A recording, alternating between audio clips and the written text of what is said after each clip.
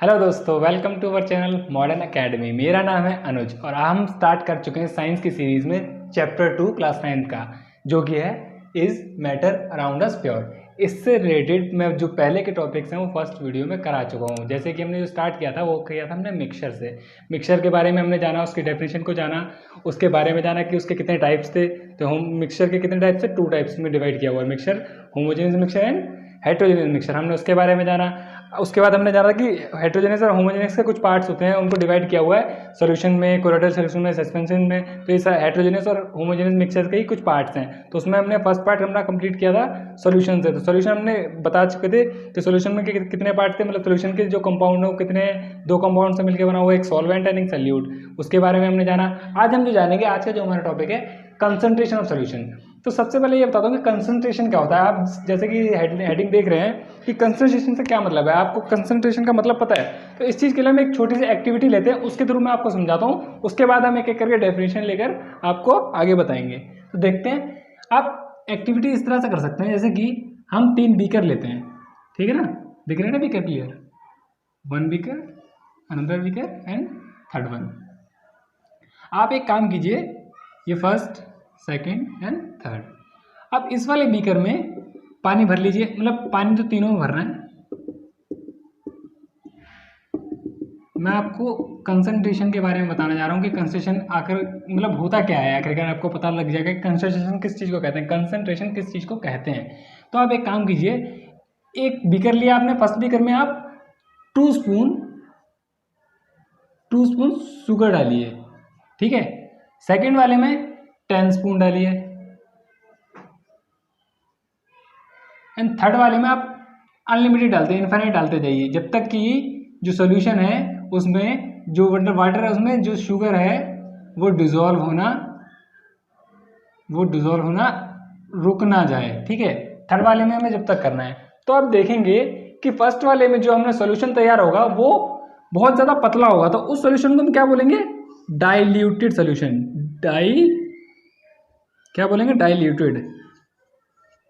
Dilute solution बोलेंगे।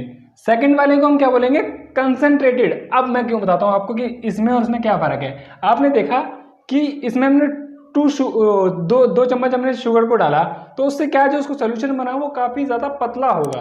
तो इस चीज को हम एक टर्म दी हुई है, उसको बोलते हैं क्या, डाइल्यूट। उसी के कंपैरिजन में अगर हम सेकंड बीकर में देखें, जो उसमें हमने 10 स्पून शुगर डाली थी, वो वाला जो कंसंट्रेशन होगा, मतलब जो सोल्यूशन होगा वो थोड़ा कंसंट्रेटेड होगा, यानी कि थोड़ा सा गाढ़ा होगा।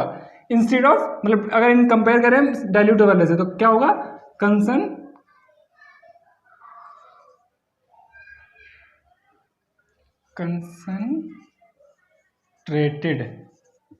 तो ये 2 टर्म तो मैंने समझा दी। इसका क्या मतलब है कि ये वाला और ये वाला, मतलब डाइल्यूटेड और कंसंट्रेटेड क्या है, एक कंपैरेटिव, मतलब कंपैरिजन करने वाली टर्म्स हैं। क्या है, dilute and concentrated.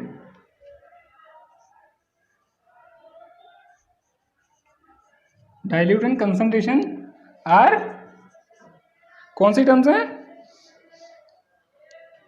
Comparative terms.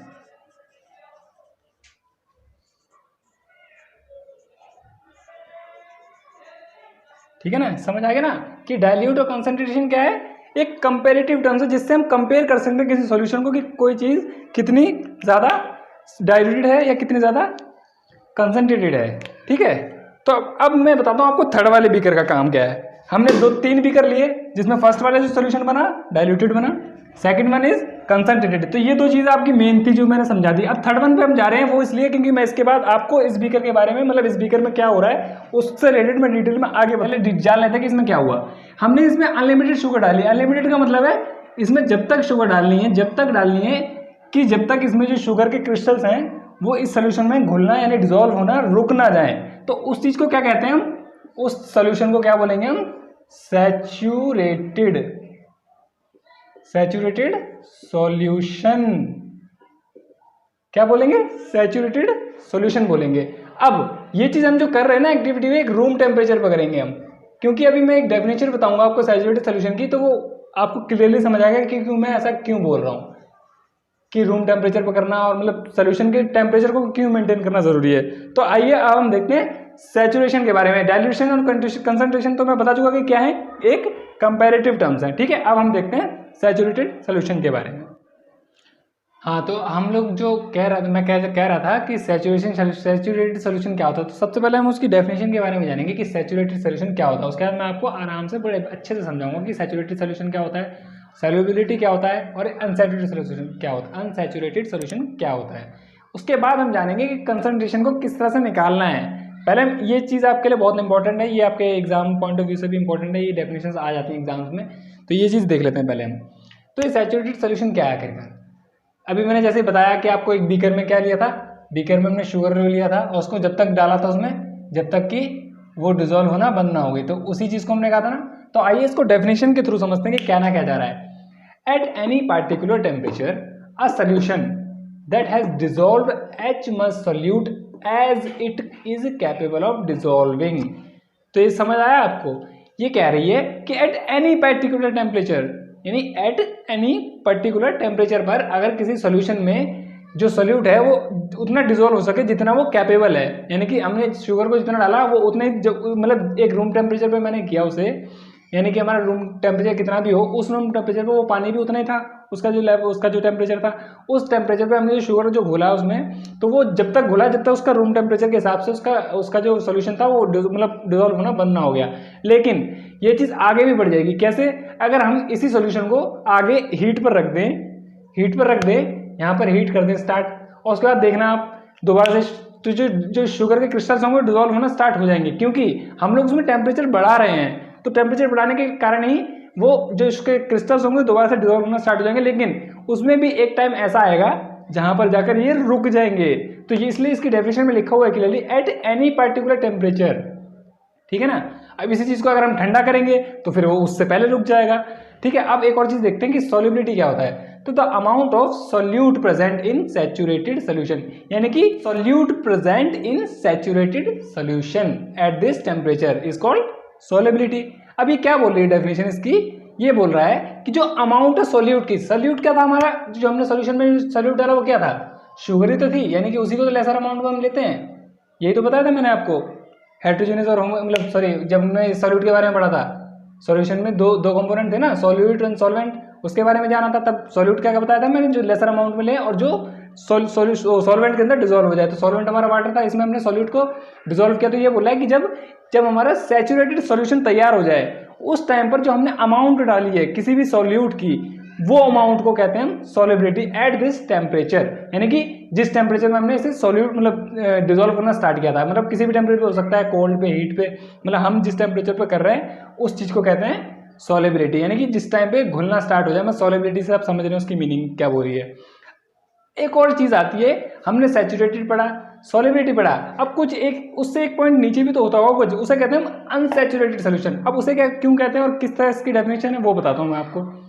इसकी डेफिनेशन बोलिए, if the amount of solute contain in a solution is less than the saturation level, यानी कि जब हम इस वाले सॉल्यूशन को सैचुरेशन लेवल पर ले जा रहे थे तो उससे पहले एक पॉइंट ऐसा आया होगा ना जब ये डिजोल्व होना बंद होने से पहले ही रोक सकते थे हम, तो उस लेवल को हम क्या बोलेंगे, अनसैचुरेटेड सॉल्यूशन। यानी कि कब, जब वो सैचुरेशन होने वाला था, मतलब जब उसमें डिजोल्व होना क्रिस्टल जो बंद होने वाले थे उससे पहले अगर हम उस सॉल्यूशन को रोक दें वहीं पर ही, तो उस सॉल्यूशन को क्या बोलेंगे हम, अनसैचुरेटेड सॉल्यूशन। तो ये थी इसके कुछ टर्म्स जो आपके लिए इंपॉर्टेंट थी। अब हम कंसंट्रेशन को परसेंटेजेस में कैसे निकाल सकते हैं हम सॉल्यूशन से, वो आपको बताऊंगा मैं बाय फॉर्मूला एक एक करके। हाँ, तो अब मैं आपको बताता हूँ कि कंसंट्रेशन ऑफ सॉल्यूशन को परसेंटेजेस में किस तरह से निकालते हैं। तो इसके लिए हमें कई सारे फॉर्मूलेज हैं, लेकिन आपको जो अभी फिलहाल पढ़ने हैं वो केवल 3 है, बाकी सारे आप 11th क्लास में पढ़ेंगे, ठीक है। जब तक पहले हम देख लेते हैं कि क्या क्या फॉर्मूले हैं हमारे, जिन्हें हमें 3 पढ़ना है आपके सिलेबस में जो है। फर्स्ट है mass by mass percentage of solution, यानी कि mass by mass percentage of solution निकालना है। तो हम कैसे निकालेंगे उसे, तो उसे हम निकालेंगे मास ऑफ सोल्यूट अपॉन में मास ऑफ सॉल्यूशन इनटू में 100, क्योंकि परसेंटेज निकालना तो 100 से मल्टीप्लाई करना पड़ेगा। तो ये था इसका फर्स्ट फॉर्मूला।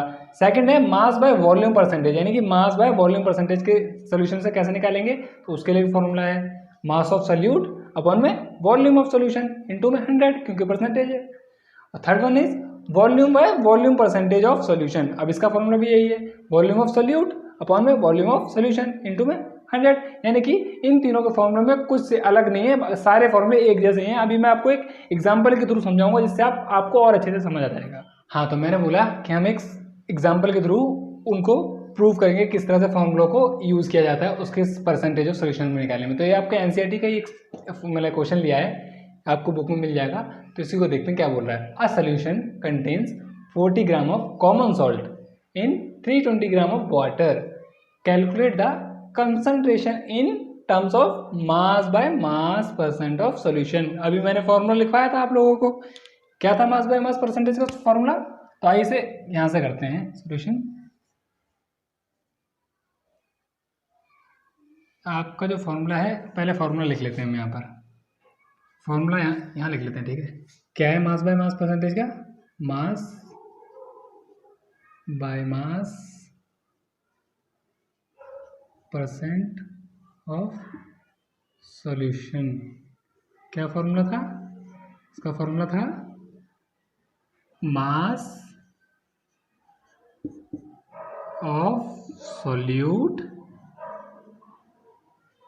अपॉन में मास ऑफ सॉल्यूशन इनटू में 100। अब हमें देखना ये है कि जो फॉर्मूले में जो चीज़ें मांगी गई हैं वो चीज़ हमें क्वेश्चन में दी गई है क्या। तो आइए देखते हैं इसमें क्या क्या दिया हुआ है। इसमें पहले बोला है a solution contain 40 gram of common salt, यानी कि ये बोला है एक जो सोल्यूशन है उसमें 40 ग्राम है क्या है, कॉमन सॉल्ट। तो कॉमन सॉल्ट आप बता सकते हैं किस चीज़ में हम कंसिडर करेंगे, सॉल्यूट में कि सॉल्वेंट में।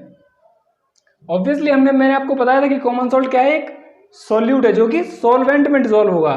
तो हमें यहाँ से क्या मिल गया, हमें ये क्या है हमारा सॉल्यूट है, यानी कि मास ऑफ सॉल्यूट तो मैं बता दिया कि कितना दिया हुआ है मास ऑफ सॉल्यूट। सॉल्यूट कितना दिया, 40 ग्राम, यानी कि क्या है मास ऑफ सॉल्यूट हमारा, कॉमन सॉल्ट। अब जो नेक्स्ट चीज हमने मांगी है वो क्या मांगी है, मास ऑफ सॉल्यूशन। लेकिन यहां पर तो सॉल्यूशन का कुछ मास दिया ही नहीं है हमें, तो अब हम इसे कैसे निकालेंगे। तो आइए आगे बढ़ते हैं, क्वेश्चन में क्या दिया हुआ है। उसने बोला कि अ सॉल्यूशन है जिसमें 40 ग्राम है common salt in 30 gram of water. यहाँ पे बोला है ना वाटर, तो वाटर को हमने किस में कंसीडर किया था, सॉल्वेंट में, क्योंकि सॉल्यूट सॉल्वेंट में तो डिसॉल्व होता है। तो यानी कि हमें क्या मिल गया यहाँ पर, यहाँ से क्या मिल गया, हमें सॉल्यूट मिल गया, ओ सॉरी सॉल्वेंट मिल गया। तो हमें मास ऑफ सॉल्वेंट कितना मिल गया, मास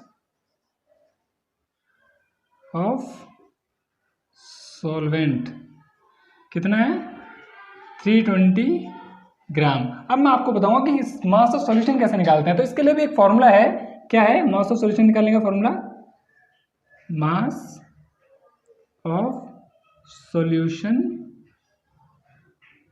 निकालते हैं किससे, हम क्या करेंगे, मास ऑफ सॉल्यूट को मास ऑफ सॉल्वेंट से प्लस कर देंगे।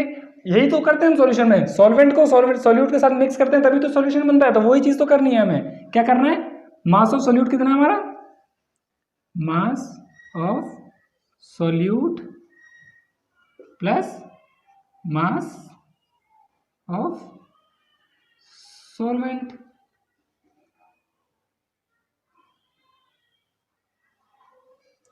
तो मास ऑफ सॉल्यूट कितना है हमारा 40 gram plus mass of solvent कितना है 320 ग्राम, यानी कि दोनों को प्लस करेंगे कितना हो जाएगा 360 ग्राम। तो ये हमारा क्या आ गया, मास ऑफ सॉल्यूशन, हमारा मास ऑफ सॉल्यूशन आ गया। अब हमारे पास मास ऑफ सॉल्यूट भी है, दोनों को पुट करते हैं हम। पहले करेंगे पुट किसको, सॉल्यूट को। सॉल्यूट कितना दिया हुआ हमें 40 ग्राम, सॉल्यूशन कितना हमारा आया 360 ग्राम, 360 ग्राम इंटू में 100। बस अब क्या है, सीधा कैलकुलेट करना है, नॉर्मल मैथमेटिक्स, 0 से 0 काटेंगे, 4 9 जा 36, ठीक है। अब कितना बचा हमारे पास, ये 100 इधर आ जाएगा, यानी कि 100 अपॉन में 9। अब इसे हम डिवाइड करेंगे 9 से 100 को, तो कितनी बार में कटेगा ये 9 1 जा, फिर एक और पॉइंट लगेगा तो 9 1 जा 1, सॉरी फिर 11.1% इसका आंसर आ जाएगा, यानी कि इसे हम डिवाइड करेंगे तो 11.1 बार में ये कट जाएगा 9 से। तो ये आपका आ गया क्या, mass by mass percent of solution. तो ये था एक आपको तरीका बताने के लिए। अब जो बाकी फॉर्मूले हैं वो भी इसी तरह से यूज होंगे और इसी तरह से इसके सारे एग्जाम्पल आप इजिली सारे क्वेश्चन कर सकेंगे। तो आई होप आपको ये वीडियो अच्छी लगी होगी। अगर आपको ये वीडियो अच्छी लगी है तो हमारी वीडियो को लाइक करें और हमारे चैनल को सब्सक्राइब करें और हाँ, बेल आइकन को दबाना ना भूलें ताकि हमारी न्यू अपडेट्स आपको तुरंत मिल जाएं। Thank you.